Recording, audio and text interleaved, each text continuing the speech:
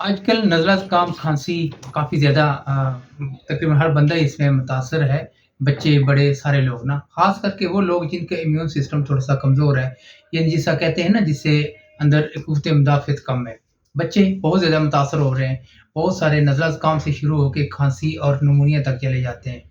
तो इनके सबसे पहले तो एहतियात सबसे पहले prevention is better than treatment. सबसे पहले आपने एहतियात करनी है, गरम ठंडा नहीं होना, बॉडी गरम है तो एकदम ठंड में नहीं जाना, ठंड है तो एकदम हीटर या इस तरह उसमें नहीं आना। ये सबसे पहले प्रिवेंशन है। दूसरा कोशिश करें कि मास्क वगैरह का इस्तेमाल करें या मास्क अगर नहीं तो किसी तरीके से वो उसको कवर करें। ये 2 चीज़ें बहुत ज़्यादा हैं। मोस्टली लोगों में जो ज़्यादा से ज़्यादा मुतासिर हो रहे हैं, उनमें नाक के इश्यूज़ होते हैं। नाक में पोलिप्स है, एडिनाइड्स हैं, साइनसाइटिस है, ये चीज़ें हैं। फिर वो नाक बंद होता है, वो गले में सेक्रीशन गिरती है, तो बहाना बनता है, नज़ला ज़ुकाम, ठंड लगती है और फ़ौरन वो उसका शिकार हो जाते हैं। तो इसके लिए सीधा-सीधा चंद चीज़ें हैं। अपना सबसे पहले एहतियात करें, गर्म पानी इस्तेमाल करें, जिस रखा हुआ है ग्रीन टी वगैरह इस्तेमाल करें इसमें अगर ज़रूरत हो, तो ग्रीन टी और एक बड़ा अच्छा छोटा-सा फ़ॉर्मूला था कभी हल्दी और 1 लौंग और 1 काली मिर्च, ये इसका ग्रीन टी में सब्ज़ पत्ती में इसमें शामिल करके अगर ये बनाया जाए तो ये भी काफ़ी इफ़ेक्टिव होता है।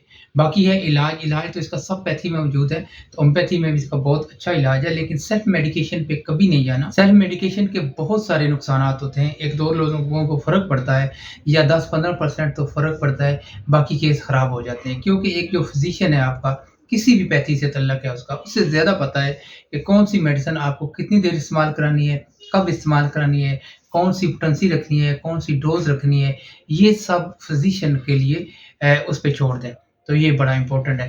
होम्योपैथी में सबसे ज़्यादा जो आजकल सीज़नल मेडिसिन यूज़ हो रही हैं, सबसे पहले तो आपकी एकोनाइट आती है। एकोनाइट का यही है कि जब सडन हो जाए, अचानक, याद रखें सडन, अचानक फ्लू हो गया, अचानक छींकें शुरू होगी और वो इतनी ज़्यादा होगी, एंग्ज़ायटी होगी, खौफ आ गया, मरने का खौफ आ गया, इवन कि बंदा अपने टाइम बता देता है कि मैंने इतने बजे मरना है, तो मैंने ये जनाज़ा करना था, फलाँ-फलाँ। यहाँ तक बातें चली जाती हैं इसकी ना। दूसरा ये है कि एलेनसीफा है, आप नाक फिर यूफ्रेज़िया है, आँखों से भी पानी ज़्यादा आ रहा है, नाक से ज़्यादा पानी आता है। आर्सेनिक एल्बम है, आँखों और नाक दोनों से पानी आ रहा होता है, दोनों में जलन हो रही होती है, स्नीज़िंग होती है बहुत ज़्यादा। इससे आगे चलें सवाडिल्ला है और फिर ये है कि एलर्जिक रिनाइट बहुत ज़्यादा हो रही है, गले में एलर्जी हो रही है। अगर गले में एलर्जी नीचे की तरफ है तो उसकी मेडिसिन होती है र्यूमेक्स, ये डॉक्टर साहिबान की हेल्प के लिए, चूँकि डॉक्टर को सब पता होता है, लेकिन ये जस्ट अवेयरनेस के लिए है। और अगर ऊपर हो रही है तालू में तो उसकी विथिया एक मेडिसिन होती है। फिर देखें आप आगे चलें नाक के हवाले से ट्यूबरम और लिम्ना माइनर, स्टिक्टा, थुजा, कैलकेरिया कात, ये तो आ गई हमारे नाक के हवाले से। अब ये है कि खुश्क खाँसी होती है, किसी को बलगमी खाँसी होती है, किसी में एलर्जिक कफ़ होती है। अगर साफ-सुथरा पानी आ रहा है तो नेट्रोम्योर उसके लिए आपकी बड़ी दवाई है। अगर वो रेशा आ रहा है और वो रेशा थोड़ा-सा येलोइश है, जेस्टेशिया हम इस्तेमाल कर सकते हैं। फिर आगे बहुत बड़ी मेडिसिन है हमारी ड्रोसरा, जिसे बार्किंग कफ या लंबी खाँसी, पहले ज़माने में काली खाँसी जिसे कहते थे, उसके लिए वो आज भी किसी न किसी शक्ल में ये चीज़ें मौजूद हैं, उसके लिए ड्रोसा एक बहुत बड़ी मेडिसिन है। फिर ये है कि पोस्ट नेज़ल ड्रिपिंग, गले में बलगम गिरती है, छिक होती है, काली बेची या काली बाइक्रोम एक बहुत बड़ी मेडिसिन है इसके लिए, हाइड्रास्टस है, वो भी हम इस्तेमाल कर सकते हैं। अब यहाँ से नीचे चलेगी, गले से नीचे चला गया छाती पे। अच्छा, इसको कहते हैं अपर रेस्पिरेटर, इसको कहते हैं लोअर रेस्पिरेटर। लोअर रेस्पिरेटर में चला गया तो वहाँ फिर वो इन्फेक्शन होने के ज़्यादा चांसेस होते हैं। मोस्टली निमोनिया बहुत ज़्यादा हो रहा है और ख़ास करके बच्चों में देख रहा हूँ कि निमोनिया बहुत ज़्यादा हो रहा है।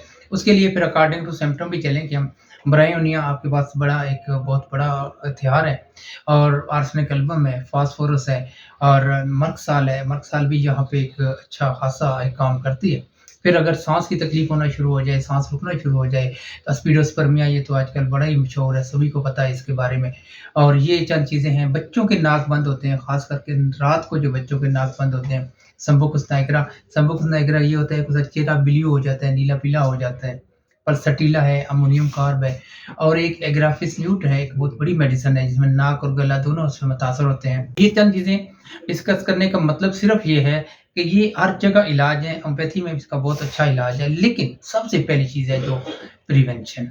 एहतियात आपने करनी है अपने लिए, बच्चों के लिए। ये जो मेडिसिन पे पैसे खर्च करने की कोशिश करें कि इनको बचाएँ। फिर ये है कि आप डाइट पे तवज्जो दें। ये जिससे पूछो पराठे खा रहे हैं, पराठे खा रहे हो, क्यों पराठे खा रहे हो? हँस के कह रहे होते हैं पराठे खा रहे हैं और इतनी फ्राइड चीज़ें खा रहे हैं, जंक फूड खा रहे हैं। खुदा खुद भी बचें और अपने बच्चों को भी बचाएँ। कोशिश करें कि ऑर्गेनिक फूड की तरफ आ जाएँ, कच्ची सब्जियों की तरफ आ जाएँ। जैसे आजकल आपके नेचुरल गाजर आ गई है मार्केट में, खीरा है, गाजर है, इन पे ज़्यादा आ जाएँ। फ्रूट्स आपके आ गए नेचुरल जो भी फ्रूट है, वो इस्तेमाल करें। खजूर का इस्तेमाल आप कर सकते हैं, लेकिन शुगर के मरीज़ एहतियात करके। फिर शहद का इस्तेमाल आप कर सकते हैं। यानी ये छोटी-छोटी टिप्स हैं और हमें पता होता है। सिर्फ़ हम किसी से सुनना चाह रहे होते हैं कि इसका क्या इलाज है, इसका क्या इलाज है, क्या इलाज है। डॉक्टर से सुनना चाह रहे होते हैं लोग, पता सबको होता है। लेकिन इसमें एक मिज़ाज का भी तल्लुक होता है, कुछ चीज़ें ठंडी होती हैं, कुछ गर्म होती हैं। इसलिए ये जो मैं बार-बार फ़िज़िशियन का ज़िक्र करता हूँ, चाहे किसी भी पैथी से फ़िज़िशियन है, उसे ज़ाहिर है पढ़ा हुआ है, जान मारी हुई है, उसे पता है, मुतालिया है कि कौन-सी मेडिसिन कब किस तरह इस्तेमाल करनी चाहिए। तो बेहतर यही है कि आप अपने फ़िज़िशियन से राब्ता करें और देखें सारे लोग बहुत अच्छे हैं, सारे जितने प्रैक्टिशनर होते हैं ज़ाहिर है उनका प्रोफ़ेशन होता है और वो चाहते हैं कि हमारा पेशेंट जल्दी ठीक हो, लेकिन रुक जाएँ। ख़ास करके आजकल जो ये आपकी वायरल डिज़ीज़ होती हैं, ये एटलीस्ट 5 से 7 दिन तो लेती हैं ठीक होने में। तो अगर आप जल्दी-जल्दी करेंगे, उल्टी-सीधी दवाइयाँ ही खाएँगे और तो आपकी बॉडी को तो नुकसान होगा और तो फ़ायदा कोई नहीं होगा। लेकिन बाज़ ये कन्वर्शन होती है बीमारी की स्टेज 1, 2, 3 पे जा रही होती है, तब आपने ज़रूर अपने फ़िज़िशियन को मिलना है और एक दफ़ा जाएँ, खुदा न ख़ास्ता फ़र्क नहीं पड़ता, दोबारा जाएँ क्योंकि वही जो पहली दफ़ा आपके फ़िज़िशियन जो भी है, उसको पता है कि उसने पहले क्या किया है, दोबारा क्या किया है, तीसरी दफ़ा क्या किया है, अब क्या करना है। जब आप डॉक्टर चेंज करेंगे या फ़िज़िशियन अपना चेंज करेंगे, तो नया बंदा नया ज़ोर लगाएगा और कई ख़राबियाँ पैदा होने के ज़्यादा चांसेस होते हैं। क्योंकि हम बड़ी देर से प्रैक्टिस कर रहे हैं, मैं देखता हूँ बहुत बड़ी-बड़ी बीमारियाँ आ रही हैं, बहुत बड़ी-बड़ी बीमारियाँ, लेकिन उनकी वजूहात काज़ में जाएँ तो कोई बड़ी बीमारी नहीं थी।